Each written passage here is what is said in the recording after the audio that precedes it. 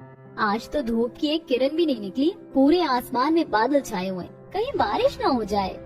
अक्षिता बाहर रस्सी पर कपड़े फैलाकर आई, अपने छोटे से घर में वापस आ गई जहाँ धुआं ही धुआं हो रहा था। अनामिका बहू, तुझे कितनी बार बोला है तेल ज्यादा गरम करके बघार मत किया कर। माँ जी, मुझे कुछ काम याद आ गया था। पूरे घर में तेल की धसक फैल गई थी। ये देख अक्षिता को फिर से बाहर आना पड़ा। इस घर में तो एक एक दिन काटना और भी मुश्किल होता जा रहा है। हम पहले इतने छोटे से घर में गुजारा कर रहे हैं, ऊपर से माँ जी अब देवर जी की शादी करना चाहती हैं। ऐसे में तो इस घर में गुजारा करना नामुमकिन हो जाएगा। अक्षिता ये सोचते हुए बाहर खड़ी हुई परेशान हो रही थी कि तभी उसके सिर पर ठंडी ठंडी पानी की बूंदें आकर गिरने लगी, जिससे वो अपनी सोच से बाहर आई और उसने देखा कि सामने रस्सी पर फैले कपड़े बारिश में भीगने लगे। अरे नहीं, मैंने अभी ये सारे कपड़े धोए थे। अक्षिता जल्दी से सारे कपड़े उतार के घर में आई। सत्यानाश, तुम दोनों का ध्यान किधर रहता है? हाँ, एक ने पूरे घर में धसक फैला दी और दूसरे ने सारे धुले कपड़े भिगो दिए। माँ जी, अचानक ही बारिश शुरू हो गई। इतने मैंने कपड़े उतारे, इतने में कपड़े गीले हो गए। तो अब खड़ी खड़ी मेरा मुंह क्या देख रही है? हाँ, रस्सी बांध और इन्हें घर में ही फैला। हे भगवान, अब इस चूहे के बिल जैसे घर में अगर इसने कपड़े फैला दिए तो निकलना बढ़ना भी मुश्किल हो जाएगा। और तू खड़ी खड़ी क्या सोच रही है अनामिका बहू? चल जल्दी से अक्षिता बहू की कपड़े फैलाने में मदद कर। संपूर्णा के कहने पर अनामिका ने मुंह बनाकर अक्षिता के साथ रस्सियां बंधवाई और फिर उन पर कपड़े फैलाए। अब सावन का महीना लगने जा रहा था, ऐसे में उन्हें अब और ज्यादा दिक्कतों का सामना करना पड़ता। देखिए जी, मैं इस घर में अब एक दिन और नहीं रह सकती। इसके इतना छोटे होने की वजह से आए दिन मुझे नई नई दिक्कतों का सामना करना पड़ रहा है। मैं तुम्हारी बात समझ रहा हूँ अनामिका, लेकिन अभी मैं कुछ नहीं कर सकता। आज इतनी महंगाई के जमाने में एक पक्का बड़ा मकान खड़ा करना आसान नहीं है। गरीबी की वजह से उन लोगों के लिए घर बनाना बहुत मुश्किल था। वो जैसे तैसे उसी घर में गुजारा कर रहे थे। साथ ही संपूर्णा को अपने छोटे बेटे कार्तिक की शादी करने की भी जिद लगी हुई थी, लेकिन घर के छोटा होने की वजह से रिश्ते वाले मना कर देते। कार्तिक के अब तक 3 रिश्ते टूट चुके थे, वो भी सिर्फ घर की वजह से। माँ जी, हमें अभी देवर जी की शादी के बारे में नहीं सोचना चाहिए। जब तक हमें एक बड़ा सही घर नहीं मिल जाता, तब तक हमें इस सिलसिले को बंद करना होगा। अब तू मुझे बताएगी कि मुझे क्या करना चाहिए और क्या नहीं?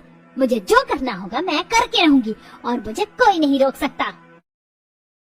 माँ, समझने की कोशिश कीजिए, भाभी सही कह रही है। और वैसे भी छोटे घर में कोई भी लड़की रहने के लिए राजी नहीं होगी। तो फिर ठीक है, मैं आज ही तेरे ससुर से हमारी पेड़ वाली पुरानी जमीन को बेचने के बारे में बात करूंगी। मुझे जल्द ही एक ठीक से घर संभालने वाली बहू चाहिए, क्योंकि तुम्हारी वजह से हमारे सारे घर का हिसाब बिगड़ा हुआ है।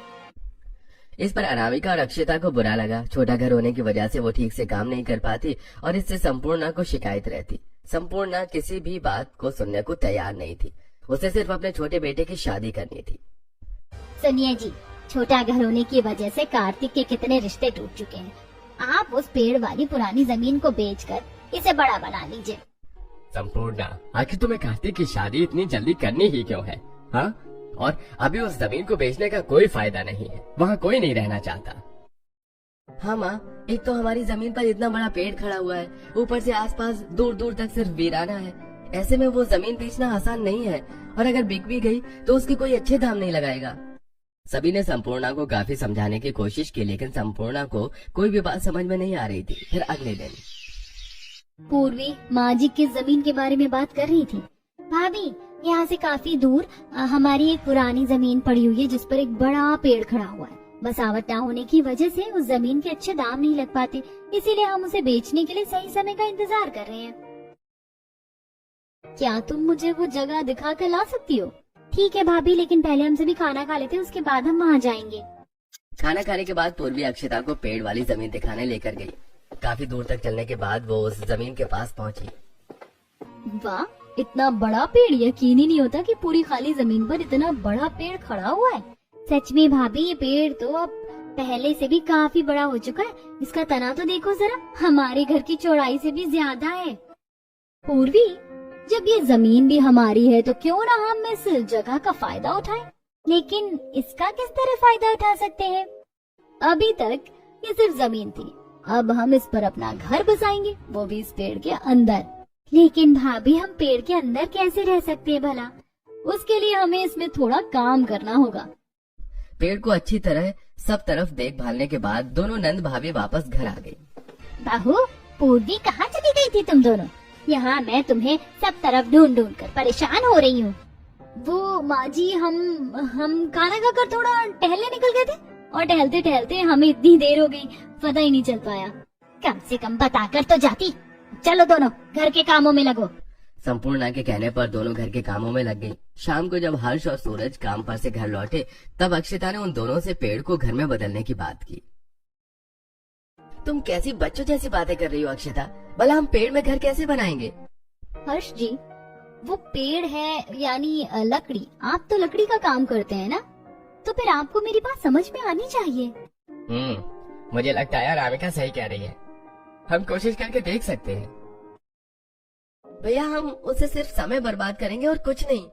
भैया, एक बार कोशिश करके देखते, क्या पता हम कामयाब हो जाएं। सभी के कहने पर हर्ष ने बात को मान लिया, लेकिन उसे अभी भी इससे शिकायत थी। अगले दिन अक्षिता, पूर्वी, सूरज और हर्ष उस पेड़ के पास पहुंचे और सोच के अनुसार उसकी कटाई करनी शुरू कर दी। वहीं अनामिका, संपूर्णा और हरिवंश के साथ भी। जरा ये देखिए, इसमें तो कितने बड़े बड़े गोल गोल सुराख बने हुए हैं। ये हमारे घर की खिड़कियां बन जाएंगे। वाह भाभी, आपका दिमाग तो बहुत तेज चलता है। चारों ने अपनी पूरी मेहनत से पेड़ में अंदर जाने का दरवाजा और साइडों में बड़ी सुराखों में खिड़कियां बनाई। ये देखिए, क्या इससे कोई फायदा है? ये सिर्फ हमारे घर जितना ही बड़ा है, इसमें भी हमें वही सब परेशानियों को झेलना पड़ेगा। बेवजह हमने इस पर अपना समय बर्बाद कर दिया। हर्ष जी, जरा ऊपर देखिए, इस पेड़ का मोटा तना ऊपर जाकर 2 हिस्सों में बट रहा है। हम वहाँ पर भी रहने का हिसाब बना सकते हैं। हम वहाँ तख्ते लगाकर दूसरी और तीसरी मंजिल भी बना सकते हैं, लेकिन अभी के लिए इतना काम काफी है। बाकी का काम हम कल करेंगे और हमें इसकी सफाई भी करनी होगी। सावन लगने वाला है, ऐसे में इसमें कीड़े मकोड़े पैदा हो जाएंगे। सूरज की बात सभी को समझ में आ गई। इसके बाद सभी घर वापस चले गए। इसी तरह फिर अगले दिन चारों फिर से पेड़ पर काम करने आए। अक्षिता ने अंदर से पेड़ की सफाई की और फिर दोनों बेटों ने अंदर से पेड़ में काम करना शुरू किया। उन्हें पेड़ के ऊपर 2 हिस्सों वाले तने में एक कमरा बनाया, उस पर पहुंचने के लिए सीढ़ियां बनाई और उसमें एक छोटी सी गैलरी भी बनाई। ये कितना सुंदर लग रहा है और इसमें हमारे घर से ज्यादा जगह है। हम ऊपर भी जा सकते हैं। हम इसकी डालों पर भी थोड़ा काम कर सकते हैं, फिर हम इस पेड़ को पूरी तरह से बढ़ाएंगे। अगले दिन सभी ने पेड़ घर में घर का सामान पहुंचाने की शुरुआत की। हर्ष, सूरज, क्या तुमने कोई नया मकान खरीद लिया? ये सामान कहाँ लेकर जा रहे हो? हाँ माँ, हमने खुद एक मकान बनाया है। सामान पहुंचाने के बाद हम वहीं रहेंगे। घर में ज्यादा सामान न होने की वजह से सभी ने एक ही दिन में सामान पहुंचा लिया और फिर दोनों बहुएं संपूर्णा और हरिवंश को पेड़ घर तक लेकर गईं। अरे, तुमने तो हमारे पुराने पेड़ में ही घर बना डाला। ये तो तुमने सच में कमाल ही कर दिया। क्या बकवास है ये, पेड़ में घर? भला कोई आदिवासी है क्या? माँ, एक बार अंदर चलकर फिर बताना। खूब मनाने के बाद संपूर्णा पेड़ घर में जाने के लिए राजी हो गई। अंदर जाने के बाद उसे पेड़ के असली आकार और उसमें की गई कारीगरी का पता चला। तुम चारों ने तो इसमें बहुत मेहनत की है। आखिर तुमने कौन से समय में ये सब कर लिया? माँ, काम मुश्किल था, लेकिन सबके एक साथ मिलकर करने से हो गया। इसके बाद तीनों बेटों ने मिलकर एक बैटरी का इंतजाम किया, जिससे पेड़ घर में लाइट लगाकर उन्होंने उजाला किया। इस पेड़ घर में तो कितनी ठंडक है, क्या हमें गर्मी का पता ही नहीं चल रहा? कोई माने या ना माने, लेकिन ये पेड़ घर हमारे उस घर से तो कई गुना बेहतर है। अब सभी ने उस पेड़ घर में रहना शुरू कर दिया। एक दिन चारों सास बहू नंद पेड़ घर की गैलरी में बैठकर चाय पी रही थी और ठंडी हवा के मजे ले रही थी। वैसे मानना पड़ेगा अक्षिता, तुमने खूब दिमाग चलाया है।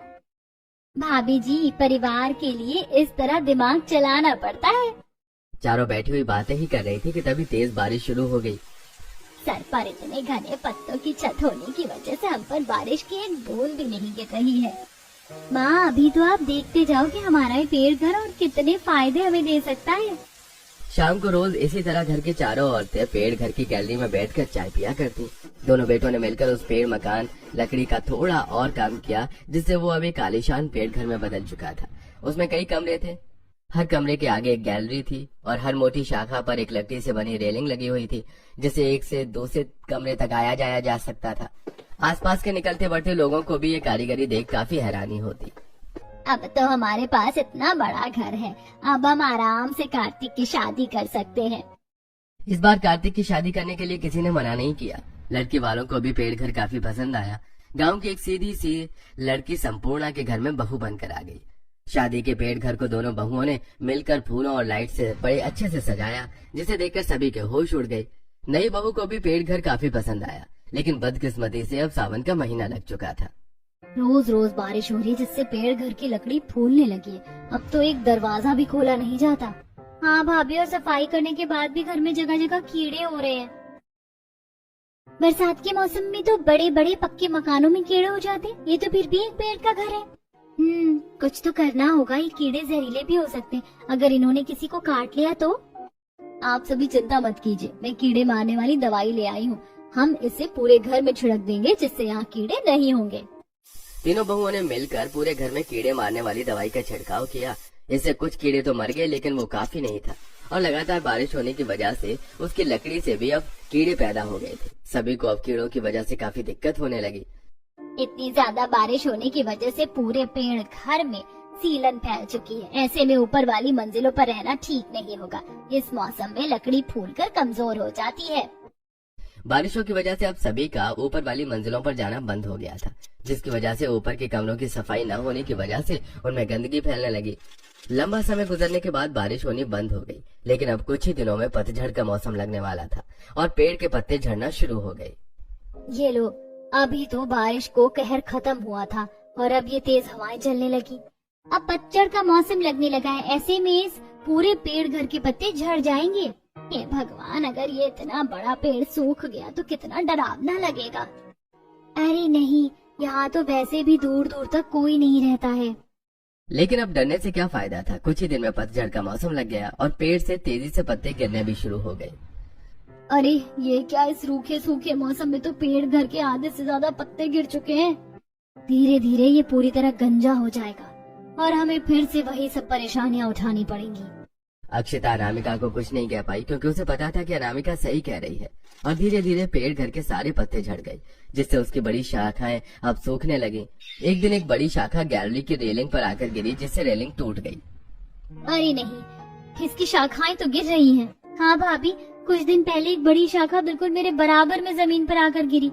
अगर मैं थोड़ी भी हिलती तो उसके नीचे दब जाती। फिर तो हमें हर दम यहाँ सावधानी से रहना होगा। अब सभी घर में चौकन्ने होकर रहने लगे, लेकिन अब सर्दियां शुरू होने वाली थी, जिसमें लकड़ी और भी ज्यादा सूखने लगी और धीरे धीरे पेड़ की बड़ी बड़ी डालें नीचे आकर गिरने लगी। अब सभी ने शाखाओं के गिरने की वजह से पेड़ के बाहर खड़ा होना बंद कर दिया था। औरतें पेड़ के अंदर रहकर समय बिताया करती, वहीं उनके पति काम पर चले जाते। फिर एक दिन, अरे ये क्या हो रहा है? क्या यहाँ पर कोई बिल्डिंग बनने वाली है? अक्षिता ने देखा कि पेड़ से कुछ दूरी पर बड़ी बड़ी बुलडोजर्स, क्रेन और कुछ इंजीनियर खड़े हुए थे। अक्षिता, सुनने में आया है कि यहाँ एक बड़ा होटल बनने जा रहा है। अगर ऐसा हुआ तो हमारी जमीन की कीमत काफी बढ़ जाएगी और हम एक अच्छा बड़ा घर बना पाएंगे। ये तो बहुत अच्छी बात है। वैसे भी हम इस घर में इतनी ठंड में अब गुजारा नहीं कर पा रहे। समय गुजरा और अब और ज्यादा ठंड बढ़ गई। ठंडी ठंडी हवाएं चलने लगी, जिससे पेड़ घर पर काफी असर पड़ रहा था। कितनी सर्दी है इस पेड़ घर में, तो हमारे घर से दुगुनी सर्दी लग रही है। माँ जी, ये लकड़ी है ना, ठंड पड़ने से काफी ठंडी हो गई है, जिससे हमारे पेड़ घर में 2 गुना सर्दी बढ़ गई है। भाभी, इन खिड़कियों से भी बहुत ठंडी हवा आती है और पेड़ में जगह जगह झिर्रियाँ हैं, जिनसे हवा पार होती रहती है। किसी काम का नहीं है ये आलीशान पेड़ घर। इसमें भी हमें दिक्कतों का सामना ही करना पड़ रहा है।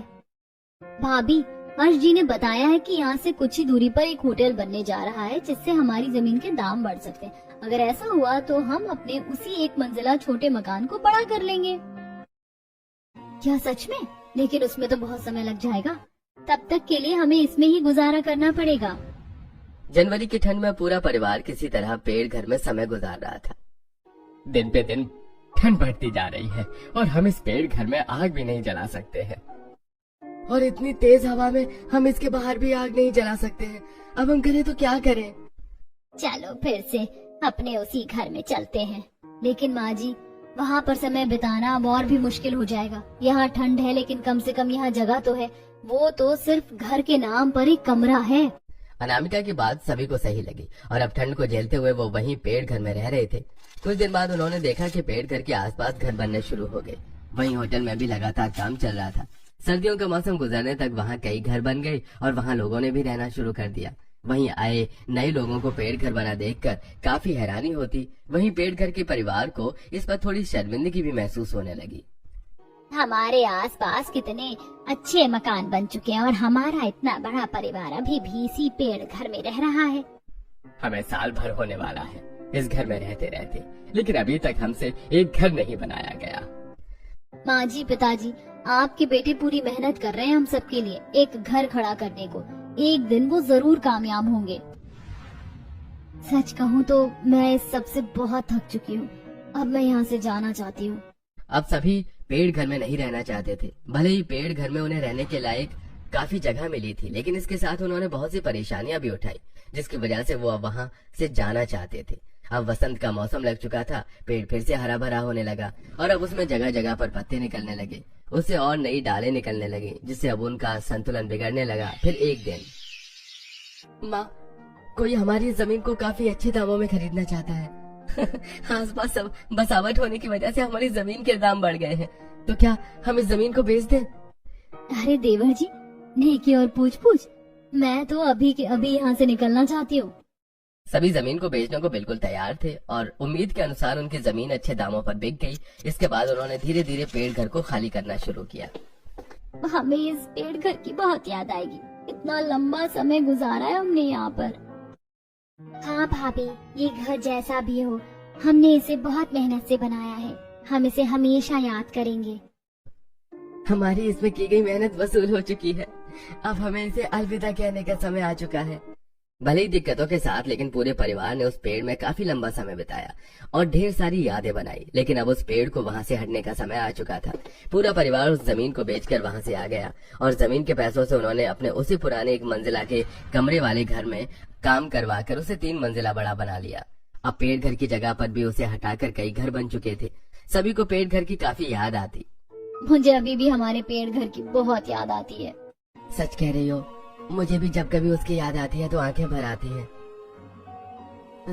क्यों ना हम अपने घर के आंगन में ही एक पेड़ लगा लें, जिससे हमें उसके न होने का एहसास नहीं होगा। हाँ, हम आंगन में एक पेड़ लगा सकते हैं और हम उसे बिल्कुल अपने पेड़ घर की तरह ही रखेंगे। सभी आंगन में पेड़ लगाने के लिए राजी हो गए और फिर उन्होंने आंगन में एक छोटा पेड़ लगाया जो काफी तेजी से बड़ा होने लगा। अब जब कभी भी किसी को पेड़ घर की याद आती तो वो आंगन में लगे पेड़ को देखकर खुश हो जाया करते।